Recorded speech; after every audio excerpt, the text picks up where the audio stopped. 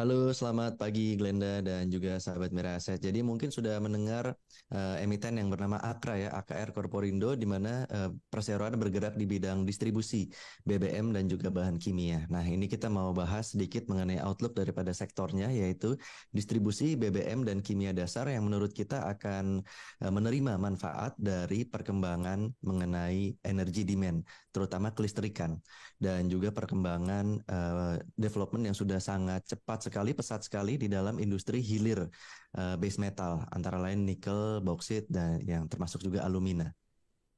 Next slide.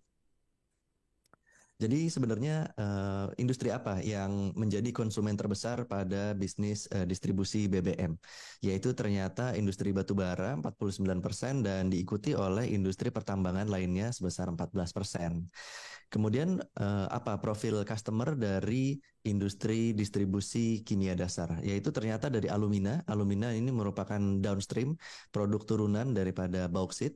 Kemudian diikuti oleh industri smelter nikel 24% dan juga industri rayon dan tekstil sebesar 26%. Next slide. Sehingga kedepannya outlook sangat ditentukan. Outlook daripada bisnis distribusi fuel dan chemical ini akan sangat ditentukan oleh perkembangan beberapa industri yang disebutkan tadi di atas. Yaitu ada fenomena di mana meskipun sudah ada yang namanya renewable energy dan juga pemerintah sudah memandatkan akan adanya peningkatan bauran energi yang renewable. Tapi ke depan menurut kami bahan bakar fosil utamanya juga termasuk batu bara ini kebutuhannya masih akan tetap tinggi. Masih akan tetap tinggi di masa depan karena untuk mendukung permintaan energi yang akan masih tetap tinggi untuk mendukung ekspansi pertumbuhan ekonomi tentu saja. Sebagai informasi, sekarang ini industri PLTU atau pembangkit listrik tenaga uap batubara itu berkontribusi sekitar 51% dari bauran energi di Indonesia. Kemudian tentu saja dengan perkembangan yang sudah sangat pesat terkait dengan industri hilir atau downstream daripada base metal seperti misalnya nikel, bauksit yang menjadi alumina juga, kita meyakini bahwa akan ada banyak smelter yang akan memulai operasionalnya dalam beberapa tahun ke depan, sehingga diperlukan energi berupa pasokan bahan bakar minyak dan juga basic chemical yang mumpuni, yang tepat waktu dan juga reliable. Next slide. Bagaimana dengan Akra sendiri?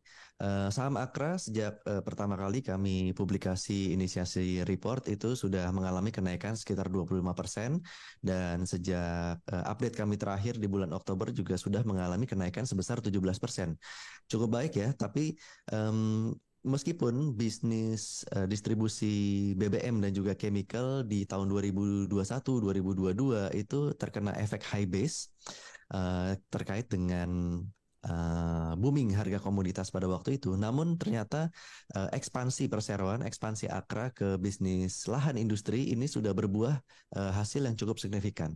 Di mana return yang disebutkan tadi 25% dan 17% itu belum termasuk dividen. Perseroan membagikan dividen sekitar 2 kali interim pada waktu tahun 2023 yang lalu. Dan ke depan ini juga masih akan boleh menjadi pilihan salah satu pilihan investasi karena kita melihat eh, valuasi yang dilihat daripada PE ratio band di grafik yang kanan bawah itu ternyata masih ada di rentang bawah dari rata-rata 10 tahun terakhir sehingga kami masih mempertahankan Akra dengan rating atau rekomendasi trading buy. Demikian sahabat Mira Asset yang kami bisa sampaikan mengenai outlook dari industri fuel and chemical distribution. Terima kasih dan kembali lagi ke Glenda.